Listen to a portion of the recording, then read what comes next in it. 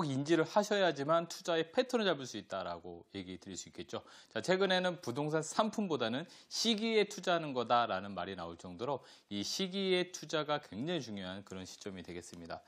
자, 많은 분들이 경제 언어에서나 또는 부동산에서도 많이 보셨을 겁니다. 이제는 부동산에 대해서 사이클이 계속적으로 상승과 하락이 반복한다라는 과거 사례도 있었고요. 그리고 또 앞으로도 이렇게 되지 않겠냐라는 여러 가지 이론들이 나오고 있습니다. 그렇기 때문에 오르막이 있으면 내리막이 있듯이 상승이 있으면 하락이 있다는 점이 있는데 지금 현재 시점이 과연 정점인지 아니면 정점 전에 있는지 이 부분이 가장 궁금한 숙제가 아닐까 싶습니다. 하지만 정점이던 정점 전이던 그것이 지나면 결론적으로 또 후퇴기가 올 수 있다는 점을 여러분들이 꼭 인지를 하시면서 우리가 투자에 대한 맥을 잡는 시간 가져보면 좋을 것 같습니다.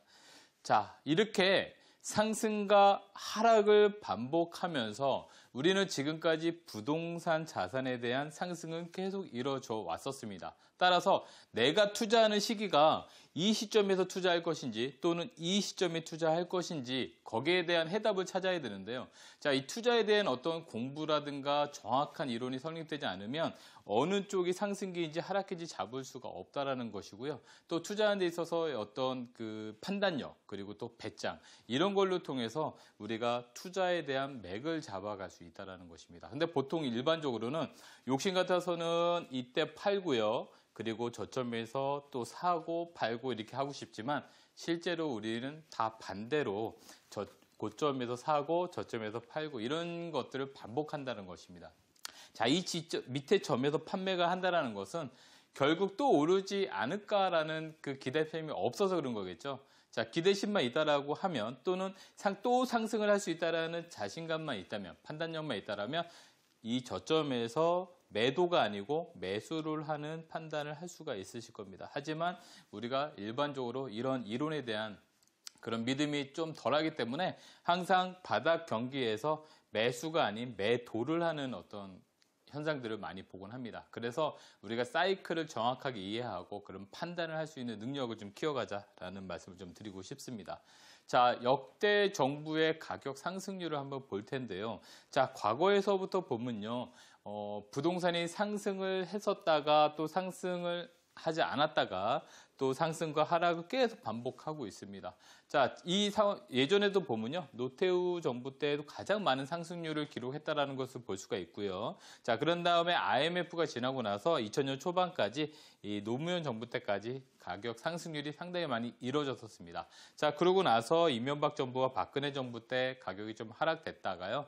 지금 문재인 정부 1년 정도 지난 이 상승률이 기존의 이명박 대통령이나 또는 박근혜 대통령 때 상승률보다도 오히려 더 높다라는 것을 볼 수 있습니다. 그렇기 때문에 이 5년이라는 기간 동안 얼마큼 또 상승을 할지 이 부분도 궁금하다라는 부분인데 지금 현재 상승기냐 또는 하락기냐에 대한 답을 드리진 않겠지만 어쨌든 역대 정부별로 봤을 때도 상승과 하락은 계속 반복됐었다라는 부분을 좀 인지하셨으면 좋을 것 같습니다. 자, 서울 아파트 가격에 대한 매매 가격 지수인데요. 자, 2006년도에 실거래가 신고된 걸 기반으로 해가지고 2018년도까지 지금 그래프를 보고 계시는 건데, 자, 여기도 보면 2008년도쯤에 거의 꼭지점을 한번 찍었다가 또 서브프라임 모기지 같은 리먼 브러더스 파산 나고 그때 당시에 가격이 좀 저점으로 내려왔었죠. 내려왔다가 또 다시 약간 상승되는 모습을 보였습니다. 그래서 2008년도에는 어떻게 보면은 거의 평균점을 찍고 있다가 2011년도쯤 되면서부터 하락 곡선으로 가게 됩니다. 자, 이렇게 하락 곡선을 갔던 것이 2013년도쯤에 가장 하락 곡선을 좀 찍었다고 보실 수 있는데, 자, 이 기점에서 우리가 매수를 하는 이제 바닥을 다졌다라고 해서 매수를 하는 타이밍을 잡아야 되겠지만 이때부터 하락을 했기 때문에 많은 분들이 이제는 매도를 하는 그런 어떤 오판을 많이 하셨습니다. 자, 그래서 이때부터는 2014년도부터는 실제로 전세가와 매매가가 별로 차이 없는 이런 갭 투자를 많이 이루어지면서 투자에 대한 활성화가 좀 가해졌다. 그래서 2014년도부터 서울 아파트 가격은 계속 상승해 왔다라는 것을 알 수가 있습니다. 자, 서울 지역과 그리고 또 지방에 대한 이 사이클도 좀 차이가 나는데요. 자, 과거에 좀 전에 보신 것처럼 서울 및 수도권 지역을 보신다라고 하면 2008년도까지 많은 상승을 보여주고 있습니다. 자, 이렇게 상승을 보여주고 있는 동안에 5대 광역시 자체는 2008년, 9년도까지도 큰 상승률을 보이지 못하고 있다가 자, 2008년도 이후에 여러 가지 노무현 정부 때 여러 부동산 규제와 또 글로벌 금융위기 이런 것들로 인해서 여러 가지 서울 지역에는 부동산 규제가 굉장히 심했습니다. 그러다 보니까 약간 하락속 곡선으로 가고 있는 동안에 이 5대 광역시는 2011년도부터 오히려 상승하는 모습을 보여주고 있다. 이렇게 보시면 되겠습니다. 따라서 이 부동산이 지역적인 부분도 우리가 사이클을 조금 다르게 갈 수 있는 방법이다라고 보실 수 있겠죠. 그렇다면 이 주변에는 서울에 투자를 할 만하겠지만 실제로는 투자할 만한 데가 바로 5대 광역시였다라는 모습을 볼 수 있겠고요. 이때는 5대 광역시보다는 서울 쪽에 투자를 하면 좀 더 맞았다 이렇게 보면 되겠죠. 그렇기 때문에 이 타이밍을 잡는 것이 사실 힘들지만 우리가 계속 이론적인 부분을 기반으로 좀 더 확신을 가지고 투자를 할 필요성이 있다 이렇게 보시면 좋을 것 같습니다. 자, 상품 유형별로도 말씀을 드릴 수 있는데요. 서울 아파트 같은 경우에 말씀드린 것처럼 2008년도 기점으로 상승과 이제 보합 하락 이렇게 들어가고 있습니다. 2011년도인데요. 자, 서울의 아파트들도 보면 2011년부터 하락을 했지만 우리가 단독주택 같은 경우에는 수익형 부동산으로 만들 수 있는 그런 주택 땅으로 보시면 되겠습니다. 자, 이런 주택들은 2011년도부터 오히려 완만하게 상승을 하는 모습을 볼 수 있기 때문에 우리가 유형별로도 투자하는 노하우를 좀 더 가져갔으면 좋겠다. 이렇게 보면 좋겠습니다. 자, 과거에도 한번 말씀드린 적이 있는데 연예인들이 투자를 해서 이렇게 업종을 변경하면서 가치에 대한 상승을 만들어가는 투자 방식도 있습니다. 그냥 무조건 아파트에 대한 투자보다도 이렇게 내가 몸값을 만들어가는 투자 방식도 있다라는 부분을 좀 보면서 가면 좋겠는데요.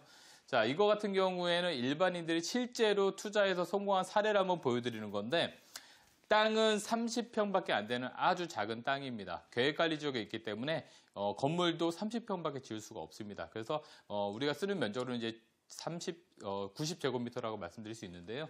자, 이렇게 90제곱미터짜리 땅을 90제곱미터 건물로 만들어서 수익형 부동산으로 만들어 갔는데요. 자, 이런 것들이 어떻게 투자가 들어갔는지 한번 살펴본다라고 하면 자, 이 가격은 합계가 3억 원입니다.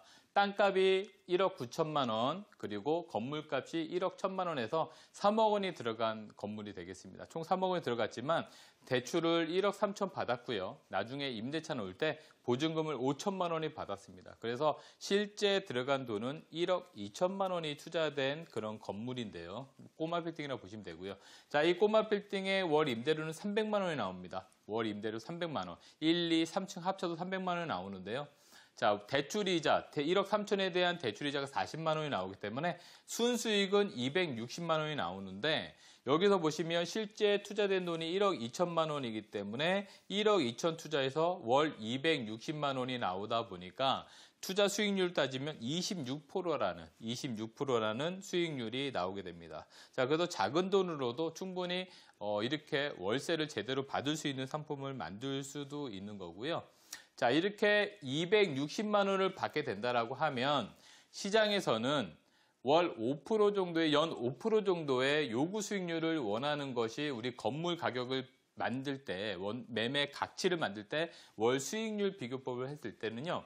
이것이 월 연 5%로 계산해 보면 적정한 매매가는 5억 원이 됩니다. 5억 원이 되기 때문에 만약에 이 매매 5억 원을 팔았을 때 3억 원에서 5억 원으로 양도 차익을 받았기 때문에 실제 1.2억 투자했는데 실제 투자되는 돈은 대출하고 보증 껴서 1.2억 투자했는데 2억 원의 양도 차익을 보기 때문에 이 매매 수익률도 60%에 달한다는 것이 되겠습니다. 그렇기 때문에 우리가 매월 260만이라는 월세 수익도 가져가고 따라서 26%라는 임대 수익률도 가져가면서 매매했을 때는 이렇게 60%라는 매매 수익률도 가져갈 수 있습니다. 여기서 실제 투자한 돈은 1억 2천만 원밖에 안 된다는 거.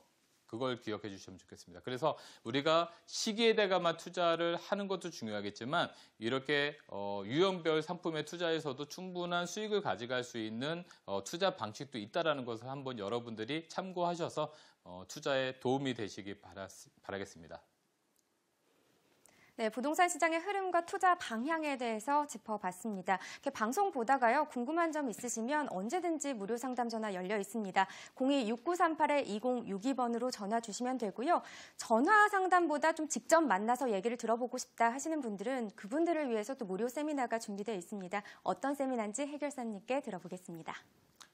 예, 좀 전에 약 10분 정도 강연을 드렸는데요. 사실 10분 가지고 여러분들에게 모든 걸 설명드리기가 상당히 어렵고 이해하기도 어렵습니다. 그렇기 때문에 이번 주 주제는요, 5억으로 건물주 되기라는 주제를 만들어 봤는데요. 요즘 꼬마 빌딩이라는 건물들을 많이 아실 겁니다. 그래서 적은 돈으로도 충분히 꼬마 빌딩을 통해서 수익을 거둘 수 있는 방법이 있다라는 주제로 말씀을 드리고 싶고요. 다음 주 월요일과 수요일 이틀 준비되어 있습니다. 그래서 많은 관심과 신청 기다리고 있을 테니까요.